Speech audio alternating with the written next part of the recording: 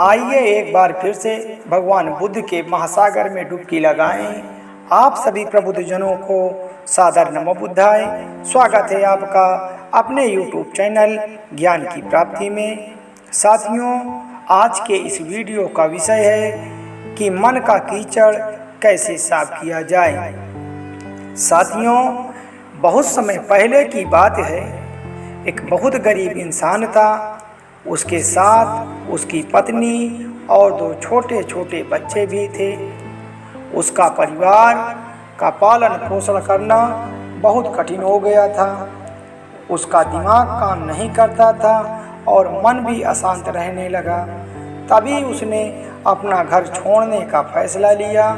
एक रात जब उसकी पत्नी और दोनों बच्चे सो रहे थे तो वह चुपचाप घर से चला गया।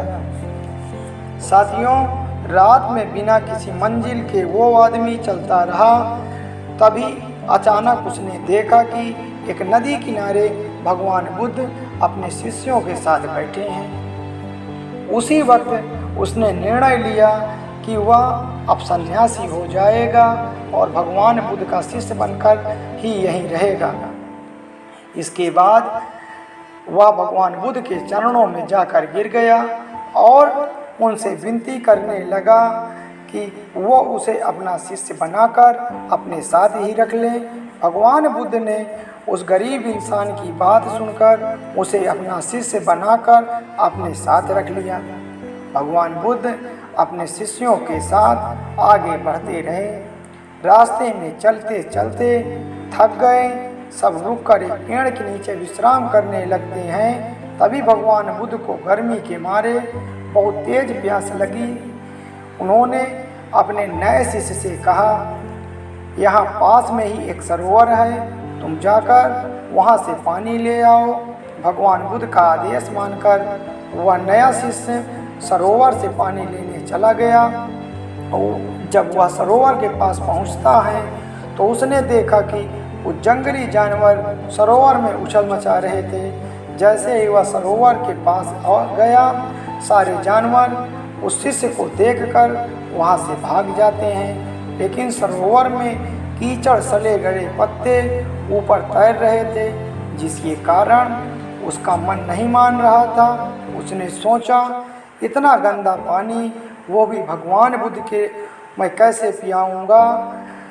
फिर वह बिना पानी के लिए वापस लौटता है और आकर भगवान बुद्ध से बोलता है, भगवान, उस सरोवर में तो बहुत ज़्यादा गंदा पानी है, वह पीने लायक नहीं है। अपने शिष्य की बात सुनकर भगवान बुद्ध थोड़ी देर चुप होकर बोले, जाओ उसी सरोवर से जाकर पानी लेकर आओ। तब भगवान बुद्ध का आदेश मानकर वह वापस से सरोवर की तरफ चला गया। लेकिन वह मन में यही सोच रहा था कि भगवान बुद्ध इतने गंदे पानी को कैसे पिएंगे।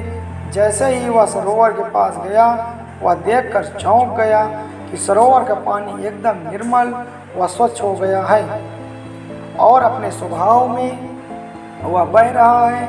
उसने पानी लिया और भगवान बुद्ध के पास आते ही उसने प्रश्न करता है और कहता है कि भगवान, थोड़ी देर पहले सरोवर का पानी इतना मैला था कि मैं उसे ला नहीं सका, अब वह पानी इतना साफ कैसे हो गया।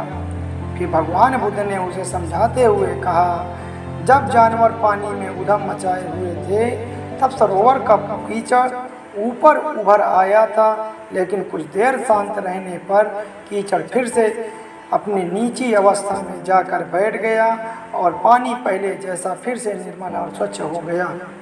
ठीक इसी तरह से हमारे मन की स्थिति भी कुछ ऐसी ही होती है। जीवन की कठिनाइयों में और भाग दौड़ भरी जिंदगी में मन में उथल पुथल पैदा कर देती है, जिसके कारण हम बिना सोचे समझे गलत निर्णय ले लेते हैं। लेकिन कोई भी निर्णय लेने से पहले अगर हम अपने चित्त को शांत रखें और ध्यान पूर्वक बैठकर सोचें तो हमारे मन की वो इस उथल पुथल भी पानी की कीचड़ की तरह नीचे बैठ जाती है और तब हम उस निर्णय पर पहुंचते हैं जो हमेशा हमें सही होता है। इसलिए बुरे समय में इंसान को अपना धीरज नहीं खोना चाहिए।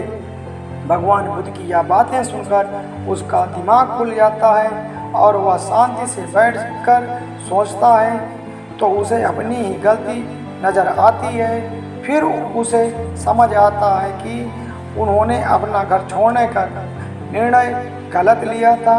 फिर वह भगवान बुद्ध के चरण स्पर्श करके उनसे आज्ञा लेता है और अपने घर वापस चला जाने के लिए विनती करता है। भगवान बुद्ध उस शिष्य को आशीर्वाद देते हैं और कहते हैं कि जीवन में कभी भी भयभीत होने की ज़रूरत नहीं है। कितनी कठिनाई क्यों ना ही आ जाए, हमें अपने मन को एकाग्र करना है, शांत मन से सोचना है कि क्या गलत है क्या सही है। तो साथियों, आज की इस वीडियो में आपको क्या सीख मिली, आप हमें हमारे कमेंट्स बॉक्स में लिख कर ज़रूर बताएं। साथियों, आप लोगों से एक विनती है कि आप वीडियो को देखते तो ज़रूर हो लेकिन कमेंट नहीं करते हैं। तो साथियों, एक बार फिर से पुनः आप सभी लोगों से मेरी विनती है कि आप हमारे चैनल को लाइक और सब्सक्राइब जरूर करें। एक बार फिर से आप सभी प्रबुद्धजनों को सादर नमो बुद्धाय।